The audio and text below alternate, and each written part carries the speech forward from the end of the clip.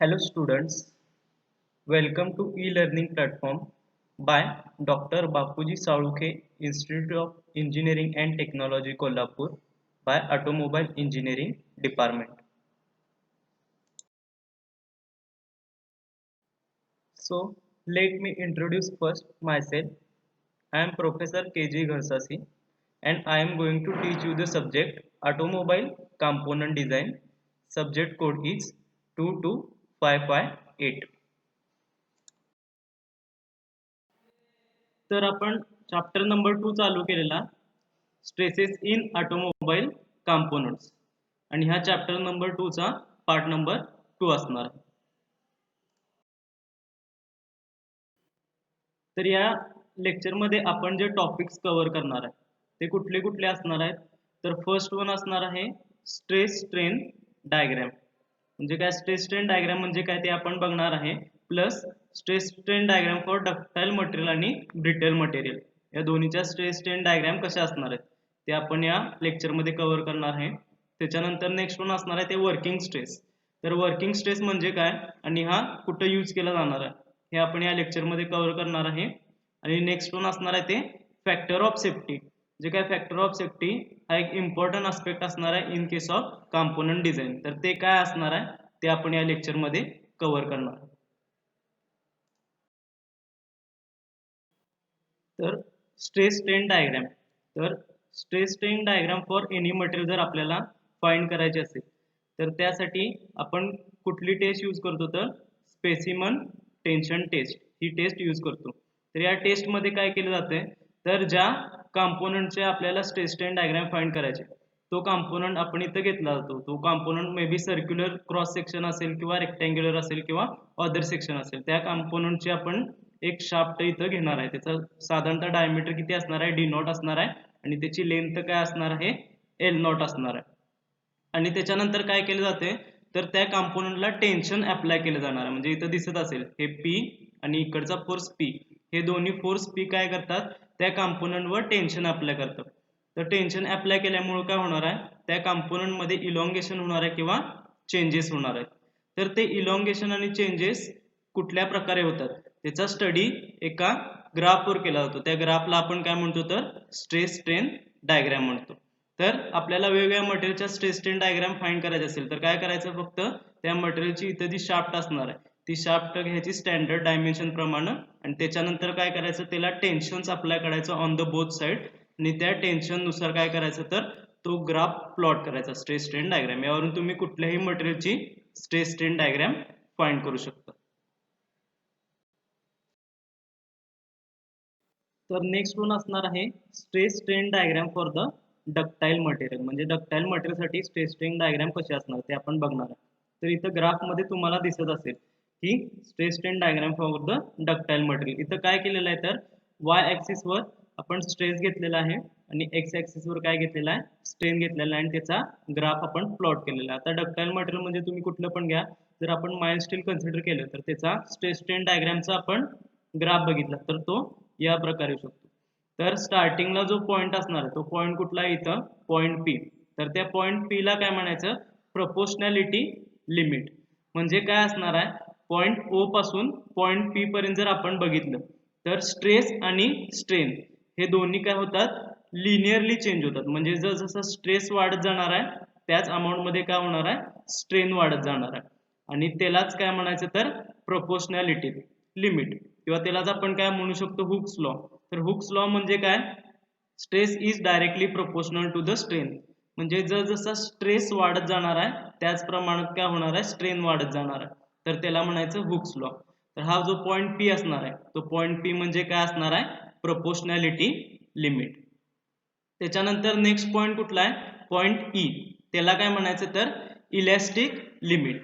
आता जर point E मध्ये आपण ऑब्झर्व केलं तर काय केलं आपण पॉइंट पी पासून परत जर स्पेसिमन वर आपण टेन्शन अप्लाय केलं तरी पण काय होणार आहे स्ट्रेस आणि स्ट्रेन हे लिनियरलीच चेंज होतात. म्हणजे काय होणार आहे त्याच्यामध्ये अजून इलॅस्टिसिटी प्रॉपर्टी त्या स्पेसिमन मध्ये असणार आहे.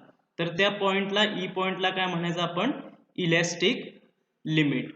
त्याच्यानंतर परत आपण पॉइंट ई पासून पुढे जर स्पेसिमन मध्ये टेन्शन अप्लाय केलं तर काय होणार आहे, त्या स्पेसिमनचं इल्डिंग व्हायला स्टार्ट होणार आहे. म्हणजे इथं तुम्हाला पॉईंट्स दिसत असतील y1 आणि y2, हे दोन काय असणार आहे तर इल्ड पॉईंट असणार आहे. तर या इल्ड पॉईंट मध्ये काय होणार आहे, इथं स्ट्रेस इन्क्रीज होत नाही. इथं जर ऑब्झर्व केलं तर स्ट्रेस कन्सिडरेबली इन्क्रीज होत नाही, परंतु स्ट्रेन हा ड्रास्टिकली इन्क्रीज होत आहे. त्यामुळे काय होणार आहे, मटेरियलमध्ये इल्डिंग स्टार्ट होणार, तर त्याला म्हणायचं इल्ड स्ट्रेन. तर काही काही मटेरियलसाठी काय होणार आहे, हे इल्ड पॉईंट y1 आणि y2 हे वेगवेगळे असणार आहेत. तर काही काही मटेरियलसाठी काय असणार आहेत, y1 आणि y2 हे दोन्ही पॉईंट एकाच ठिकाणी कोइन्साइड होतात. त्याच्यानंतर परत जर आपण पुढं इल्ड पॉईंटच्या पुढं जर आपण स्पेसिमन मध्ये टेन्शन अप्लाय केलं तर काय होणार आहे, इथं ऑब्झर्व केलं तर काय होणार आहे, अल्टिमेट टेन्साईल स्ट्रेंथ पॉईंट इथं डेव्हलप होणार आहे. यू म्हणजे काय तर अल्टिमेट टेन्साईल स्ट्रेंथ पॉईंट. इथंपर्यंत काय होणार आहे, मटेरियल मध्ये काय होणार आहे, इल्डिंग स्टार्ट होऊन मटेरियल मध्ये काय होणार आहे तर फ्रॅक्चर व्हायला चालू होणार आहे. त्याला म्हणायचं अल्टिमेट टेन्साईल स्ट्रेंथ. आणि ह्याच्या पुढं जर आपण स्पेसिमन मध्ये जर टेन्शन अप्लाय केलं तर काय होणार आहे, त्या स्पेसिमनचं नेकिंग व्हायला चालू होणार. म्हणजे स्पेसिमनची जी डायमीटर असणार आहे ती डायमीटर एकदम छोटी छोटी व्हायला चालू होणार आहे. And at the point F म्हणजे काय असणार आहे, हा फ्रॅक्चर पॉईंट. इथंपर्यंत तो स्पेसिमन आला की इथून पुढं त्या स्पेसिमन ब्रेक होण्याचे चान्सेस जास्त आहेत. तर त्या पॉईंटला काय म्हणायचं, फ्रॅक्चर पॉईंट. तर अशा प्रकारे हे नेचर असणार आहे stress strain diagram for the ductile material. पहिल्यांदा काय असणार आहे, पॉईंट पी हा प्रोपोर्शनॅलिटी पॉईंट असणार आहे. तिथं काय असणार आहे तर stress is directly proportional to the strain. त्याच्यानंतर ई पॉईंट असणार आहे इलॅस्टिक लिमिट. इलॅस्टिक लिमिट मध्ये काय असणार आहे, stress directly proportional to the स्ट्रेनच असणार आहे. फक्त काय असणार, त्या मटेरियल मध्ये अजून इलॅस्टिसिटी प्रॉपर्टी ही स्टोअर असणार. म्हणजे काय, जर आपण लोड रिमूव्ह केला तर ते मटेरियल परत ओरिजिनल शेप अँड साईज मध्ये येणार. त्याच्यानंतर नेक्स्ट असणार आहे इल्ड स्ट्रेंथ. इथे मटेरियल मध्ये काय होणार आहे तर इल्डिंग व्हायला चालू होणार, त्याला म्हणायचं इल्ड स्ट्रेंथ. त्याच्यानंतर परत जर आपण त्याच्या पुढे जर स्पेसिमन मध्ये टेन्शन अप्लाय केलं तर काय होणार आहे, हा पॉईंट आपल्याला यू मिळणार आहे, त्याला म्हणायचं अल्टिमेट टेन्साईल स्ट्रेंथ पॉईंट. आणि त्याच्यामध्ये जर परत आपण पुढे जर मटेरियल मध्ये टेन्शन अप्लाय केलं तर काय होणार, त्या मटेरियल फ्रॅक्चर फॉर्म मध्ये जाणार आहे आणि तो मटेरियल काय होणार आहे, ब्रेक होणार आहे.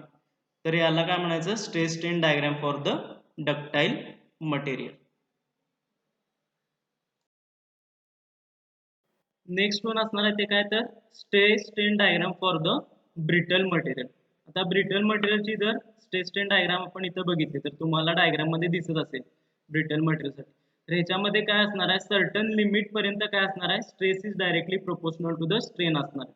आणि त्याच्यानंतर डायरेक्टली काय मिळणार आहे इथं आपल्याला तर फ्रॅक्चर पॉईंट मिळणार आहे. म्हणजे काय, अल्टिमेट टेन्साईल स्ट्रेन आणि हा फ्रॅक्चर पॉईंट दोन्ही सेमच असणार आहे. म्हणजे इथं डायरेक्टली मटेरियल काय होणार आहे तर ब्रेक होणार आहे. म्हणजे फॉर एक्झाम्पल जर ब्रिटल मटेरियल कुठलं घेतलं आपण तर कास्ट आयर्न घेतलं किंवा ग्लास वगैरे ब्रिटल मटेरियल घेतलं तर त्याच्यामध्ये इल्डिंग वगैरे होत नाही, तर डायरेक्टली काय होतं ते मटेरियल ब्रेक होते. तर अशा प्रकारे ही स्ट्रेस स्ट्रेन डायग्राम असणार आहे ब्रिटल मटेरियलसाठी.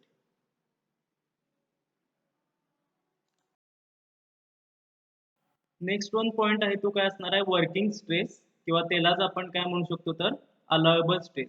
तर तो काय असणार आहे, while designing a machine part it is desirable to keep the stress lower than the maximum or ultimate stress at which failure of material takes place. This stress is known as the working stress or design stress. म्हणजे for example आपण एखादा component design करत आहे आणि त्या कॉम्पोनंटचा जर maximum stress 10 असेल आणि तेवढा जर आपण वर्किंग स्ट्रेस ठेवला, म्हणजे त्याचा जर मॅक्झिमम किंवा अल्टिमेट स्ट्रेस हा 10 असणार आहे आणि तेवढा जर आपण वर्किंग स्ट्रेस ठेवला तर तेवढ्या 10 स्ट्रेसला काय होणार आहे, आपलं डिझाईन सेफ नसणार आहे किंवा डिझाईन फेल होण्याचे चान्सेस जास्त असणार आहे. मग वर्किंग स्ट्रेस आपण कसा ठेवला पाहिजे तर जो आपला मॅक्झिमम स्ट्रेस असणार आहे त्या मॅक्झिमम स्ट्रेसपेक्षा काय पाहिजे, कमी पाहिजे, त्याला म्हणायचं वर्किंग स्ट्रेस किंवा अलाउएबल स्ट्रेस. म्हणजे जर आपला मॅक्झिमम स्ट्रेस 10 असेल तर आपण वर्किंग स्ट्रेस किती ठेवणार आहे, 7 किंवा 8 ठेवणार. तर त्या टर्मला म्हणायचं वर्किंग स्ट्रेस किंवा डिझाईन स्ट्रेस. आणि हे इम्पॉर्टंट क्रायटेरिया असणार, कारण की का, यामुळे आपलं डिझाईन काय होणार आहे, सेफ राहणार आहे, डिझाईन आपलं फेल होण्याचे चान्सेस फार कमी असणार. तर त्याला म्हणायचं वर्किंग स्ट्रेस. तर नेक्स्ट वन जी टर्म असणार ती काय असणार आहे, फॅक्टर ऑफ सेफ्टी. तर फॅक्टर ऑफ सेफ्टी कसं डिफाईन करणार आहे, simply it is the ratio of maximum stress to the working stress और डिझाईन स्ट्रेस. म्हणजे काय, factor of safety which is equal to काय येणार आहे, maximum stress upon working stress और डिझाईन स्ट्रेस. तर या टर्मला आपण काय म्हणू शकतो, फॅक्टर ऑफ सेफ्टी. तर factor of safety for the static load, म्हणजे जर लोड स्टॅटिक असेल, तो चेंजिंग नेचरचा नसेल, तर त्याच्यासाठी फॅक्टर ऑफ सेफ्टी कसा कॅल्क्युलेट करणार, तर त्याच्यामध्ये परत दोन टाइप्स येणार आहे, डक्टाइल मटेरियलसाठी आणि ब्रिटल मटेरियलसाठी.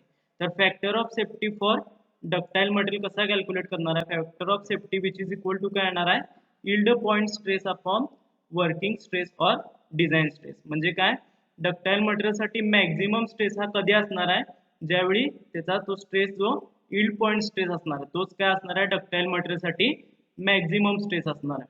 मग त्यामुळे डक्टाइल मटेरियलसाठी फॅक्टर ऑफ सेफ्टी काय येणार आहे, yield point stress upon working stress और डिझाईन स्ट्रेस. आणि brittle material, factor of safety for brittle material काय येणार आहे, which is equal to ultimate stress upon working और डिझाईन स्ट्रेस. म्हणजे जर maximum stress for brittle material काय असणार आहे, आपण स्ट्रेस स्ट्रेन डायग्राम मध्ये बघितलं, यू पॉइंट असणार, म्हणजे काय असणार आहे, तो अल्टिमेट स्ट्रेस असणार आहे अपॉन वर्किंग और डिझाईन स्ट्रेस. त्याला म्हणायचं factor of safety for brittle material. Next one असणार आहे factor of safety for variable of fatigue load. म्हणजे जर लोड तुमचा चेंजिंग नेचर मध्ये असेल, स्टेडी नसेल, चेंजिंग नेचर मध्ये असेल, तर त्यावेळी फॅक्टर ऑफ सेफ्टी कसा कॅल्क्युलेट करणार आहे, तर त्यावेळी व्हेरिएबल लोडच्या वेळी मॅक्झिमम स्ट्रेस काय असणार आहे, तर त्याची इंड्युरन्स जो लिमिट असणार आहे, तो इंड्युरन्स लिमिट म्हणजे काय असणार आहे, त्याची मॅक्झिमम स्ट्रेस असणार आहे. मग त्यावेळी फॅक्टर ऑफ सेफ्टी काय होणार आहे, फॅक्टर ऑफ सेफ्टी आपण कसं डिफाइन करणार आहे, factor of safety which is equal to endurance limit stress. म्हणजे काय, इंड्युरन्स लिमिट स्ट्रेस हाच काय असणार आहे, त्यावेळी मॅक्झिमम स्ट्रेस असणार आहे. त्यामुळे endurance limit stress upon working और डिझाईन स्ट्रेस. तर ह्याला आपण काय म्हणणार आहे, factor of safety in case of variable or fatigue load. Next one point असणार आहे selection of factor of safety. म्हणजे फॅक्टर ऑफ सेफ्टी आपल्याला सिलेक्ट करताना कुठले कुठले पॉइंट्स कन्सिडर करावे. तर फर्स्ट वन कुठला पॉइंट असणार आहे, the reliability of applied load. म्हणजे काय, जो अप्लाइड लोड असणार आहे तो कुठल्या टाईपचा असणार आहे, म्हणजे स्टेडी लोड आहे का फ्लक्च्युएटिंग लोड आहे, त्यावर आपल्याला तो फॅक्टर ऑफ सेफ्टी डिसाइड करायचा. त्याच्यानंतर नेक्स्ट वन असणार आहे the certainty as to exact mode of failure.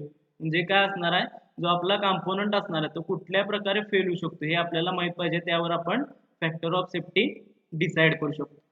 Next असणार आहे the machine component working in a corrosive atmosphere. म्हणजे जर त्याचं ॲटमॉस्फिअर करोजिव्ह वगैरे असेल, तर त्यावेळी त्याचा फॅक्टर ऑफ सेफ्टी आपल्याला कसा डिसाइड करायचा, त्यावर आपण फॅक्टर ऑफ सेफ्टी सिलेक्ट करू शकतो. त्याच्यानंतर नेक्स्ट वन असणार आहे the extent of localised stresses. म्हणजे कुठल्या प्रकारचे स्ट्रेसेस तिथं लोकलाइज्ड स्ट्रेसेस डेव्हलप होतात, त्यावर आपण हा FOS सिलेक्ट करू शकतो. नेक्स्ट आहे the extent of initial stresses setup during the manufacture. म्हणजे एखादा कंपोनंट मॅन्युफॅक्चर तयार करताना त्याच्यामध्ये इनिशियल स्ट्रेसेस डेव्हलप होतात, तर त्यावर पण हा फॅक्टर ऑफ सेफ्टी डिपेंड असणार आहे. त्याच्यानंतर आहे the extent of loss of life in a failure occurs. म्हणजे कंपोनंट फेल्युअर होताना त्याची लाईफ कमी होत असेल तर त्याच्यावर पण फॅक्टर ऑफ सेफ्टी डिपेंड आहे. आणि नेक्स्ट वन आहे ते काय, the extent of loss of property if failure occurs. म्हणजे ज्या प्रॉपर्टीज आपण स्टडी केलेल्या आहेत त्या जर लॉस होत आहेत तर त्याच्यावर पण हा फॅक्टर ऑफ सेफ्टी डिपेंड असणार आहे.